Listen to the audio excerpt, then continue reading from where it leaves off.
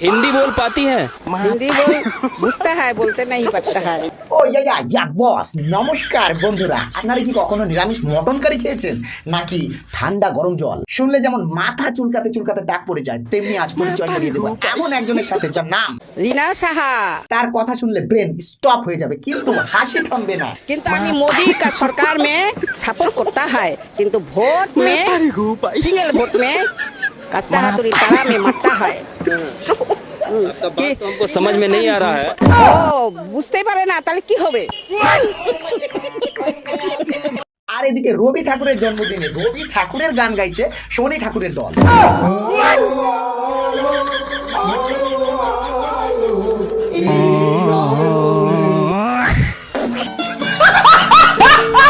তো hey guys, welcome to my new video. আশা করি তোমরা সবাই খুব ভালো আছো। আর যাদের পদে চুলকানি হয়েছে তারা একটু ইটগার্ড লাগিয়ে ঠান্ডা মাথায় বসে ভিডিওর মনোরঞ্জন উপভোগ করো। अभी मजा आएगा ना भिड़ो। ममता दीदी से संतुष्ट हैं? नहीं है किंतु आमी मोदी का सरकार में सपोर्ट करता है, किंतु वोट में सिंगल वोट में कस्ता हाथुरी तारा में मरता है। ও ভাই, মারো মারো মুঝে মারো। কাকিমা, আপনি কি রাজনীতি করছেন না ফালুদা বানাচ্ছেন?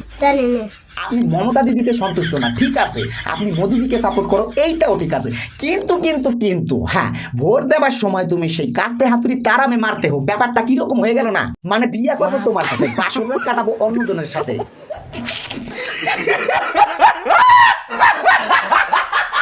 কাকিমার দিল হে মোদি জি কে পাস আর হাত মে হে কাস্তে হাতুড়ি, আর মমতার সাথে আরি। আপনি রাজনীতি ছেড়ে মাল্টিটাস্কিং কোর্সে ভর্তি হয়ে যান। আপনার এই ট্যালেন্ট দিয়ে তো লাতিন আমেরিকা আর রাশিয়ার মধ্যে জোট করাই দিতে পারবেন। হ্যাঁ, আসলে আমাদের বাংলার পলিটিক্স এতটাই কালারফুল যে সেই কাস্তে হাতুড়ির পিছে পদ্ম ফুল ফুটে থাকে আর ঘাস ফুলের ঘ্রাণে সবাই মাতোয়ারা হয়। কাকিমা, আপনি জিন্দাবাদ। আপনার মতো কনফিউজ ভোটার আছে বলে তো সাংবাদিকদের টিআরপি বাড়ে। आपका बात तो हमको समझ में नहीं आ रहा है। ও বুঝতেই পারে না তাহলে কি হবে? নেক্সট,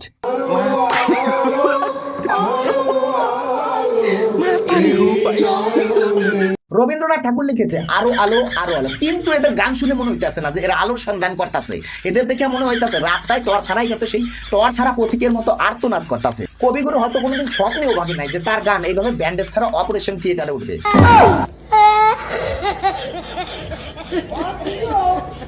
বাংলার মানুষ রবীন্দ্রসঙ্গীত শুনে শান্তি পায়, কিন্তু এদের গান শুনে মনে হয় না যে আর আলো আসুক, জীবন অন্ধকারই তাই। তাও ঠিক আছে, কিন্তু এই সব কুত্তে মরার মতো কেন গান গায়?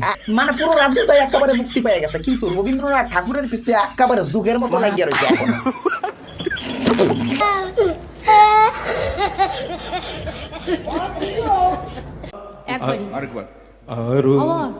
আরে না না, আর সহ্য হইতাছে না, এর থেকে ভালো কারো প্যান্টের সেম খুলা ওই বিসির আশেপাশে কটা লাল টিপে ছেড়ে দাও, আর হাতে একটা মাইক্রোফোন দিয়ে দাও, ওই কুটুস কুটুস করে কামড়াইবো আর করে আউজ দিব, ওইটা শুনতে অনেক ভালো লাগবে।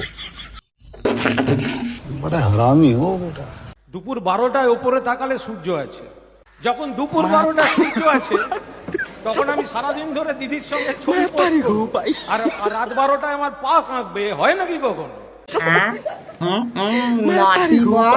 রাজনৈতিক চিন্তা ভাবনা সাইডে কেন এখন রাত 12টায় পৌঁছাই গেল? দিদি এগুলা কি বলে? দেখছি এটা একটা নেশা হয়ে গেছে। আমাকে এখানে বললে আমি একটি কাজও করব না। আবার যদি এরকম কথা বলো তাহলে কিন্তু সাটা ভাঙা মার দেবো।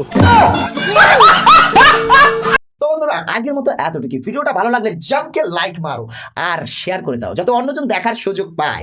আর ভিডিওটার কোন পার্টটা সব থেকে ভালো লেগেছে কমেন্টে জানাও। আর এরকম মজাদার ভিডিও পাওয়ার জন্য চ্যানেলটি সাবস্ক্রাইব করে নাও। টাটা, বাই বাই, দেখা হচ্ছে অন্য কোনো ভিডিওতে।